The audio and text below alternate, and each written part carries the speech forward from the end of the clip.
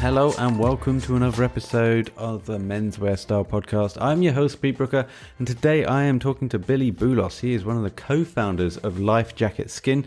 LifeJacket Skin, their story began with personal setback. They were three healthy young men who thought they were indestructible, but then several of their friends, all healthy and in their 30s, like them, were hit by cancer. One of them was Jono, their co-founder. And we're going to get into a lot in this episode, not just about the products, but what the effects have on men in particular when it comes to UV and UVA. We're going to be talking about branding, product testing, all of that. But we should also tell you that there is a discount code for LifeJacket Skin. And the discount code, very easy, Menswear Style. And it doesn't matter if that's lowercase or uppercase, Menswear Style, just punch that in at the checkout and you get 10% off the entire store. And the website is lifejacketskin.com. And here to tell us more about it is one of the co-founders, Billy Boulos. Hi everyone, I'm Billy, one of the co-founders, as you said. I haven't mastered this pitch. It's a bit long-winded, but I sort of say we're a skin protection brand. It's in the name, right? But I guess a lot of people don't really know what that means. We're kind of trying to create a new category. So I sort of normally just say, listen, LifeJacket is a positive brand on a mission, and we're trying to protect people's skin every day and reduce the incidence of skin cancer. And I know that sounds a bit heavy when you're introducing a brand. Ultimately, we make skincare and we make clothing, and we're trying to protect people's skin, something that we feel quite strongly about. We believe that needs to be done on a daily basis, all year round, whether you live in the UK or Australia or wherever. So that's as you probably gathered, I haven't mastered the pitch, but that is kind of how I get there. No, but you know what? It does actually open more doors of intrigue because you're not just describing maybe a skincare brand that's nuts and bolts, like a moisturizer or facial wash. It sounds like there's something beneath the surface. So perhaps you can just drill down on some of the elements that are in your products and what are the products exactly? Yeah, I might, if it's okay with you, just start with the story, because that will educate why we make the products we make. I was sort of in my 30s doing a job I wasn't the most passionate about. And at the same time, I had 5 young male friends who were all sort of young, fit. There's nothing wrong with them, who got different forms of cancer. And one of them was my very best mate, Jono. And we were sitting down, he was having chemo one day. And we found out that 2 men die of skin cancer for every 1 woman. We said, listen, John, when you're better, and he had a bit of background in the chemistry and formulation and skincare world, when you're better, let's shake the tree. Let's make a brand that has a mission. Let's do something that we're a bit more passionate about. So we sort of said, and we got Jono's brother involved, Rob, and the 3 of us all sort of grew up as kids, said, let's make a brand with a mission to stop people getting skin cancer. And if you close your eyes and think about skin protection, and I'm very careful with my words there, because we don't want to be perceived as sun protection, which I'll explain shortly. But if you think of skin protection, you close your eyes and think of that sort of stock image of skin protection. It's a woman in a beach in a white bikini with a kid in a beach ball. And we sort of wanted to shake the tree and do something a bit different. So we've made a brand called LifeJacket that's a bit more, a bit more fun, a bit more active, a bit more positive.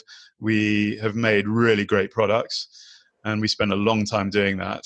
And all those products ultimately have the role of stopping skin damage, or attempting to stop skin damage in whatever form damage comes, because we're all out and about every day in the elements. The skin is the first line of defense for, when we are outside, and it's the first line of defense to the inside of your body. So we try and protect that. And that's what we're doing. And in its worst scenarios, skin damage equals cancer, but skin damage could just be redness, it could be soreness, itchiness, it could be discomfort. So we're just trying to address all of those forms of damage through a range of products. Okay, interesting. So quick question, it's maybe a little bit off piece, but how much is UV and the sun related to skin cancer in men? Do we know? In men, there's no sort of men versus in women. I think the sun is beating down on all of us, and it is 90% responsible for skin cancer. Right. It's also 80% responsible for aging. So UV is sort of going deep into the skin, causing damage to the proteins deep in the skin, and also potentially causing DNA to become damaged. And that is why skin aging is skin damage. And it's why UV is the sort of reason UV causes damage and in extremis cancer. I think people might have the misconception of the sun always being out for there to be UV around. I mean, it could be a completely overcast day, right? And you still have UV out just attacking your skin like relentlessly. Is that right? You sound like a man who's read one of our blogs, or you're unusually sort of knowledgeable, because not many people realize that. And that's the biggest probably barrier we come up against, and the biggest misconception. And this is going back to my point earlier of why we don't want to be perceived as a sun protection brand. We're a skin protection brand, and you need to protect your skin all year round. And it's precisely for the reason you said. UV light, as long as it's light outside, there is UV attacking your skin. And I don't want to dwell on UV, because there are other things that attack your skin or damage your skin, like, even humidity, central heating, pollution, smoke, and so on. There are lots of aggressors, if you like. But just focusing on UV and your question, 95% of the UV that touches your skin every day or reaches us on Earth is UVA. And UVA doesn't really vary in its potency during the year. So it's sort of 95% of UV that's hitting your skin is constant all year round, give or take. And the sort of the misconception that we have in this country especially is that I only need to protect my skin when it's hot, or in July and August, or worse, those 2 weeks when I go away on holiday to Spain. Nobody thinks, well, actually there's UV just damaging my skin all year round. It even UVA goes through glass even. And so there is just that constant ongoing incidental damage. And that is why we are firm believers in everyday protection, not just when the sun is strong, which is when UVB does peak. So there is an element of UVB, which is the other sort of wavelength of UV that reaches us on Earth, but that's only 5%, and it peaks in summer, and that's the one that causes your skin to burn. And the one we're sort of culturally more familiar with, the one we're not familiar, is the elephant in the room, which is that 95% UVA that's just ever present. That's nuts. And you're right. I did read a lot of what you said on your blog, which people can find, by the way, on the website, LifeJacketSkin.com. There's some really interesting stories on there and facts, obviously. But it kind of reaffirmed what I did learn about. It must have been about 10 years ago, because I watched a documentary on the Beeb. And I was working construction at the time. And this is how I know I remember it, because I was working construction and a lot of it was outside work. And I would be the only guy out of the crew that would, at lunchtime, get the sun cream out in the canteen and put sun cream on, even though it would be overcast, it'd be a crappy day. I'd be there lavering my skin up because I'd just seen this documentary about it. And everyone else would be looking at me going, oh, la-di-da, Pete. Oh, who cares about you and your skin? I was like, well... But I think more for vanity than anything else. I wonder how many guys just want to do something like this for vanity, not to de-age their skin, as opposed to have what is weirdly the more horrible consequence, which is what you were describing. I don't mind, really. And to be honest, we don't mind if people protect their skin with somebody else's product. We generally are quite a mission-led brand. We want to educate people, and then the dream would be that every man uses an SPF moisturizer every day. That's the dream. And it doesn't have to be ours, but yeah, that's the biggest hurdle for us is changing that mentality, and it's going to take us 10 years. I think it's a bit like the smoking campaigns in the 80s in Britain. I just think it's going to be a hard, long slog, but hopefully we'll be in 10 years' time. Construction workers and outdoor workers will all be doing what you were doing. Yeah, hopefully. Well, you mentioned there was a difference between the sun protection and skin protection. Could you dwell on that a little bit and how it relates to your products? Yeah, so the aggressors that are attacking your skin every day are UV. That's the big one. That's the sort of 80%. That's the elephant in the room, I describe it as. But there are other things, if you're, let's say in winter, cold, icy wind, low humidity, ultimately you're trying to maintain hydration in your skin. And there are things that are going to try and remove water from your skin or attack your skin. And so in winter, for example, UV is still a factor, it always is, but cold, icy winds, smoke, pollution, dryness, going in and out of central heating, in summer going in and out of air conditioning, all these things are affecting the sort of equilibrium and barrier of your skin and the sort of health of your skin. And so protection in the winter might be more about hydration. In the summer, it might be more about blocking UV. But ultimately, we're just trying to equip people with tools that they enjoy using and that will protect them all year round. But as I say, that sort of SPF moisturizer all year round is the one that, if we could put a poster on a billboard on a highway and everybody could see it and then act on it, it would be wear SPF moisturizer every day. Right. And why do you think it is that men are more prone? I don't know if that's the right word, but you mentioned the numbers. It's 2-1 versus women. So why is it affecting guys more? There's two reasons. One is we don't protect ourselves as well. You're in the minority, but we don't protect ourselves as well. Women typically wear makeup, which naturally has some of the elements of skin protection in it. So a foundation, for example, often has, or makeup often has minerals in it that block the sun. And some of those ingredients even go in sunscreens. And they also, most women's moisturizers sort of have SPF in it because Vogue magazine has been telling women for 20 years that the sun causes aging and then it damages your skin, and women are just more receptive to that message. And maybe men's media hasn't talked about it so much. Right. The second reason, and probably the more important reason, important in terms of scale, is men are very bad, and this is a generalization, but are very bad at seeing a problem and acting on it in their body or on their body. So the number of men we speak to have said, "Oh, I saw something on my skin and I was picking at it, or it bled, and I just thought, oh, I'm too busy. Life's got in the way, kids, work, whatever." And they left it too long, by which time it was cancerous, and by which time it had spread, and unfortunately was too late.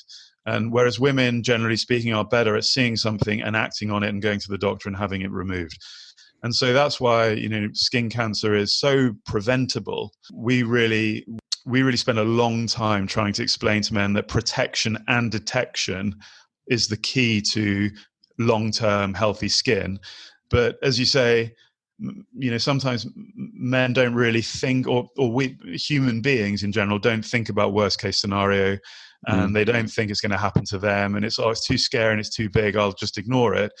And that's why we often just talk about the cosmetic message, which is aging. And I know I'm sort of moving around a bit, but that sort of anti-aging element of protection is quite an important one, because if that's what makes people change their behavior, then we're happy. Yeah, I think guys, I don't think this is true of women. I think it's exclusive to guys, where they'll reach a pain threshold and then do something with it. And that could be either a threshold where you'll look at something and go, well, I don't know what this is, and it's got to the point of no return now. I best go to see someone. I think teeth is the best example I can think of. When your tooth is like, oh, you just got a little niggle. Well, let's see how it goes in a week or two when maybe it'll go away. Maybe I'll run it off like a jogger or something. Totally. And then after a few weeks, then you have to book the appointment for a few weeks down the road. And then by then it's game over, right? You're in agony. But yeah, so Billy, I'm always curious about the business side of brands like yours, and you mentioned the story and the journey that you went on. How does it come to fruition? Do you then go and source some capital? Do you invest personal wealth into this? We sort of worked for 15 years, the three of us, and decided to put our own capital in. We sort of thought part of the reason we're doing this is because we have a mission and a purpose, but equally we don't really, we're three friends who've grown up together, and we don't really want to have investors or bosses or people shouting at us or asking for financial reports every month. We're trying to do this on our own. Most people listening will probably say, you guys are mad, and they're probably right. But it just means we have to be really patient. We're really careful about decisions we make, but equally that really hurts when we make a bad decision and invest badly. It's quite important to us that we make the price accessible. So there's no point us having a mission to stop everyone getting skin cancer if our product costs £50.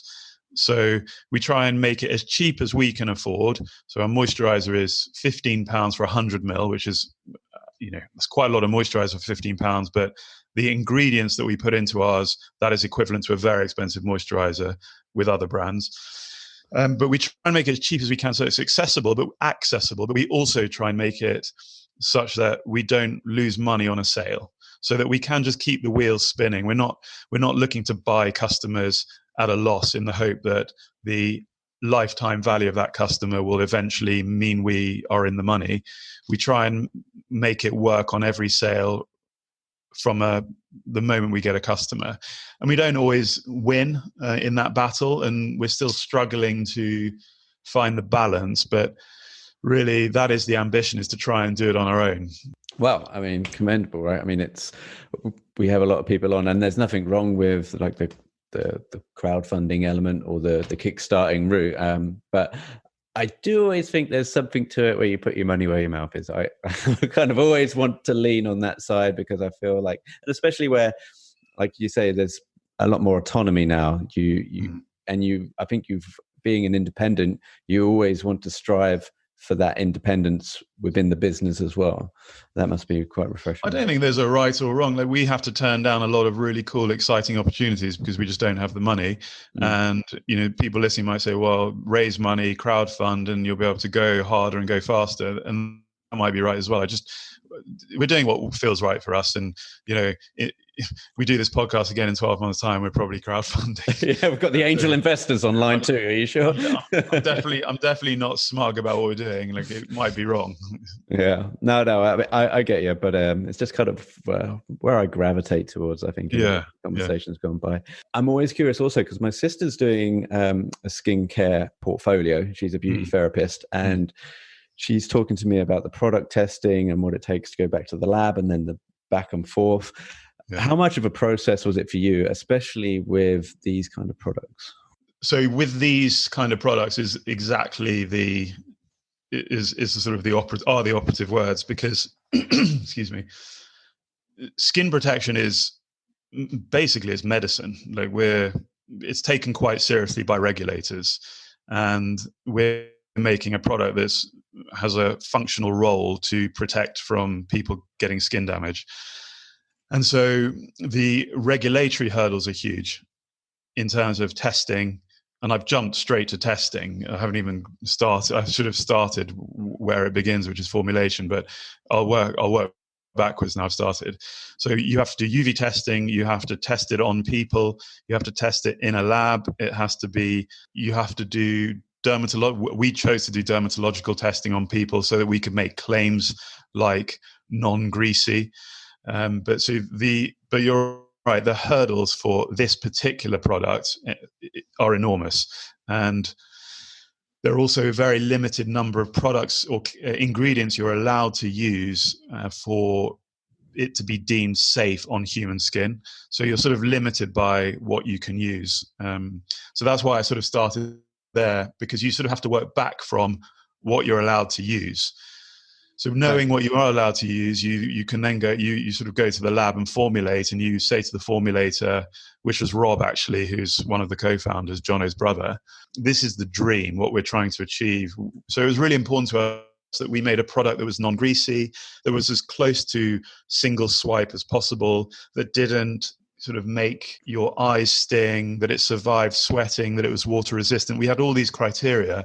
And that was exactly as you described your sister experiencing. That back and forth in the lab took probably 18 months. Wow, yeah. And then you've got to go through testing.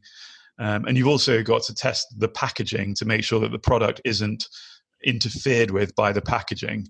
So it's a long old slog, especially skin protection. And is it all done in the UK or is this outside? Our lab is in Devon in Paignton, and we manufacture in Dorset in Poole. Right. Okay. That must be an ease on some restrictions, I guess, because you're not dealing with outside sources or having to visit factories abroad or wait on time zones or anything like that. Yeah.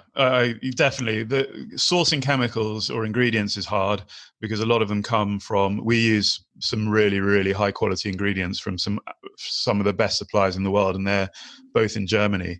So sourcing ingredients, particularly at the moment with all the supply chain issues, is proving hard. But you're right, being nimble and being able to manufacture and develop in the UK really is helpful. Yeah. What about the branding as well? How did you settle on the branding? You mentioned packaging there. Maybe you can just dip into that. Yeah, I can't really take any credit for that. We outsourced. The only thing I can take credit for is the name. I was on an airplane and I just saw on the lid in front of me, the table flap thing. It said, "Your life jacket is under your seat." At the time when I was thinking about the business or starting the business, and I thought, life jacket, that is the name, because it is literally a life jacket, figuratively and metaphorically. And I dig the name, by the way. I should have opened. I should have opened with that, but I really do dig the name. I think it's very appropriate for the messaging of the brand. But yeah, sorry, go on. So I gave this branding agency the name and explained the story and what we're doing, and they did everything else. I mean, one thing, they gave us the logo, they gave us the colors. Obviously, I gave them a brief, and I said, like I said to you at the beginning, we're trying to create something that shakes the tree a bit, that isn't like everything else on the market. So they did some brilliant work. We now sort of hand that work over to our own designer, who takes the baton on and carries it on in her own interpretation. The brand was nothing to do with me, I'm afraid. No, but it's still it's still one, like we're mentioning, hoops and obstacles and things that you have to kind of plow through. Sure. Branding is such a huge element, not only to kind of make it stand out, but to give your brand the identity that you have in your mind, right? You got to transpose the vision of your brand into something physical, and that's not always an easy feat. That's the thing I struggle with the most. At the beginning, I found that so difficult because it was all in my head. And I didn't know how to describe. I'm not a creative person. I didn't know how to get what was in my head out verbally. And actually, the moment where it started to take shape was when we got a photographer involved. So I found this photographer on Instagram whose work I loved, and I just messaged him.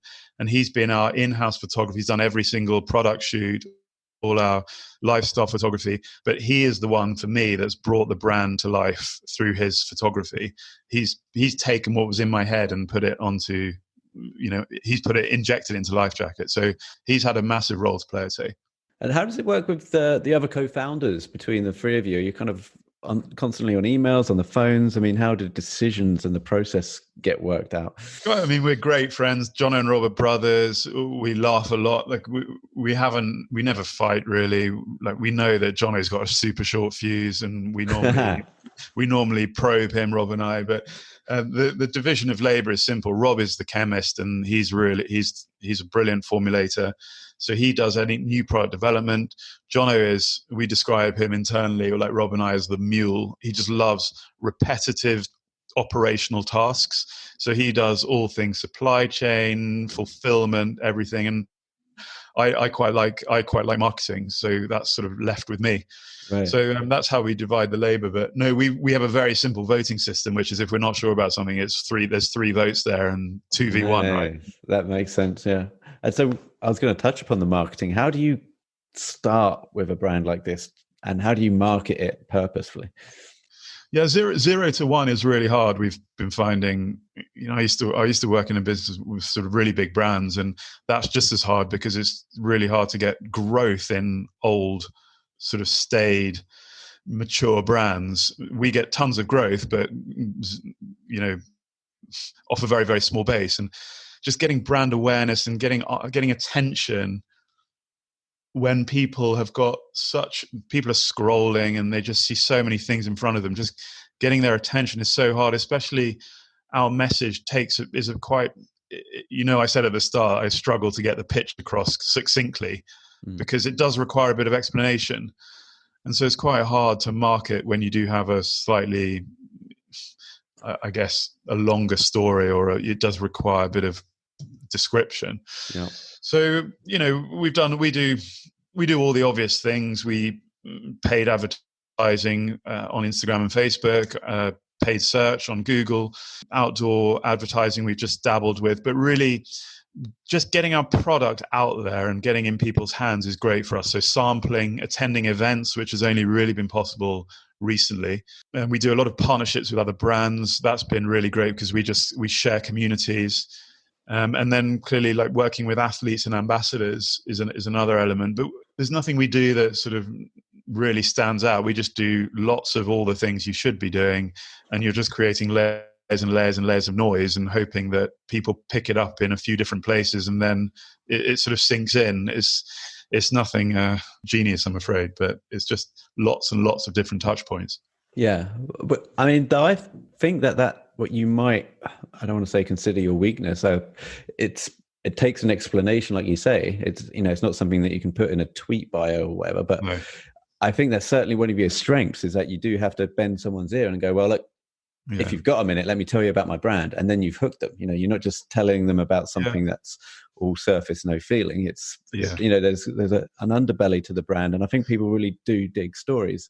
I know I do, whether it's a t-shirt brand, whether it's name it could be a pair of headphones. I like something that's got something that I can tell somebody about and pass on a nugget, Yeah, for sure. No, that's kind of you to say. I mean, we definitely see, exactly as you say, if someone comes to our site, conversion rates on our site are brilliant. And I think it's exactly as you say, it doesn't need, once they're in and they read the story and see the products, the branding's nice, whatever, they've probably heard it from somewhere else. If you put me in a room with someone, if we were sitting next to each other in the pub and I was speaking to you, I think the day after you'd probably think, I should probably go and buy this. Like, why 15 quid? Why not? Yeah. It's a good thing to do. It does require that chat, and you can't do that with millions and millions of people, and you can't get it across quickly on social. The website that we mentioned, LifeJacketSkin.com, definitely worth checking out. Can't wait to try some of the products. Where do you hang out on the social? Is it Instagram? Yeah, LifeJacket Skin on Instagram. Is that you behind there? People messaging you when they get through? Yeah, one of us. Yeah, one of the three. Yeah. Good to know. All right, great. Listen, love the brand. Keep doing the Lord's work. Billy, thanks again for taking the time out. No, thanks for having us.